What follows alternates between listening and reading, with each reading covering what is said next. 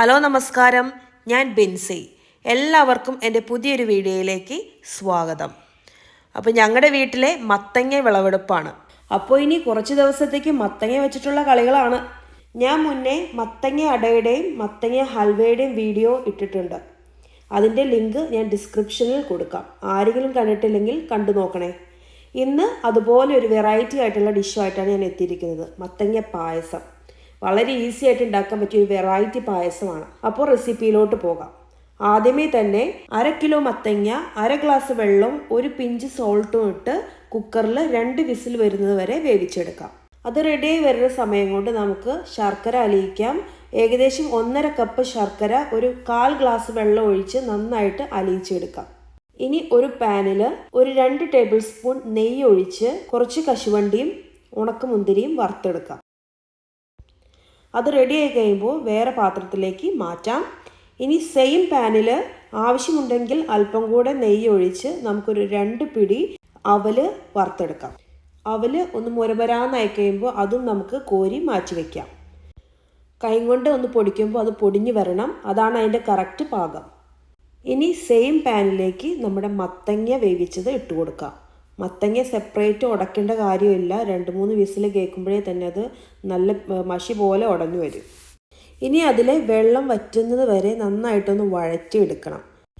നെയ്യുടെ taste ഇഷ്ടമുള്ളവരാണെങ്കിൽ 1 table spoon നെയ്യും കൂടെ ഇട്ട് നന്നായിട്ട് വഴറ്റിയെടുക്കാം. അതിലെ ഫുൾ വാട്ടർ കണ്ടൻറ്റ് പോകുന്നത് വരെ നമുക്കൊന്ന് വഴറ്റണം, അല്ലെങ്കിൽ പായസത്തിന് വെള്ളച്ചൊക ഉണ്ടാവും. അതിനുശേഷം നമുക്ക് അലിയിച്ച് വെച്ചിരിക്കുന്ന ശർക്കര ഒന്ന് അരിച്ച് ചേർത്ത് കൊടുക്കാം. ഇനി ആ മത്തങ്ങയിൽ ഈ ശർക്കര എല്ലാം ഒന്ന് അലിഞ്ഞ് ചേരുന്നത് വരെ നമുക്കൊന്ന് വഴറ്റി കൊടുക്കണം. ഇത് ചെറു തീയിലിട്ട് കുറച്ച് സമയമെടുത്ത് തന്നെ നമുക്ക് ചെയ്തെടുക്കാം. ഈ ശർക്കരയും മത്തങ്ങയും കൂടെ വിളഞ്ഞ് നല്ലൊരു മണം വരും. അതുവരെ നമുക്കത് ചെയ്യാം. അതിനുശേഷം നമുക്ക് കട്ടി കുറഞ്ഞ തേങ്ങാപ്പാൽ 2 കപ്പ് ഒഴിച്ചു കൊടുക്കാം. ഈ സമയത്ത് കുറച്ച് കെയർഫുള്ളായിട്ട് വേണം ചെയ്യാനായിട്ട്. മത്തങ്ങയിലോട്ട് തേങ്ങാപ്പാൽ ഒഴിക്കുമ്പോൾ അതിങ്ങനെ പൊട്ടിത്തെറിക്കും. മുഖത്തേക്കൊന്നും വീഴാതെ ശ്രദ്ധിച്ച് ചെയ്യണം. നന്നായിട്ട് ഇളക്കി കൊടുക്കണം. തേങ്ങാപ്പാലും മത്തങ്ങയും കൂടെ ചേരാനായിട്ട് കുറച്ച് സമയമെടുക്കും. ഒരു നല്ല തള വരുന്നത് വരെ നമുക്കൊന്ന് ഇളക്കി കൊടുക്കാം. ഈ ഒരു സ്റ്റേജിൽ നമുക്ക് 1 ടേബിൾ സ്പൂൺ ഏലക്ക പൊടിച്ചത് ഇട്ട് കൊടുക്കാം. ചുക്കിൻ്റെ ടേസ്റ്റ് ഇഷ്ടമുള്ളവരാണെങ്കിൽ കുറച്ച് ചുക്കുപൊടിയും കൂടെ ഇപ്പോൾ ഇട്ട് കൊടുക്കാവുന്നതാണ്. എല്ലാം കൂടെ ഒന്ന് മിക്സ് ആക്കിയതിന് ശേഷം നല്ലൊരു തിള വന്നു. ഇനി നമുക്കതിലേക്ക് കട്ടിയുള്ള തേങ്ങാപ്പാൽ ഒഴിച്ചു കൊടുക്കാം. ഏകദേശം 1 കപ്പ് കട്ടിയുള്ള തേങ്ങാപ്പാൽ ഒഴിച്ചു കൊടുത്തിട്ടുണ്ട്. ഇനി അതും കൂടെ ഒന്ന് മിക്സായി വരുന്നത് വരെ നമുക്കൊന്ന് ഇളക്കി കൊടുക്കാം.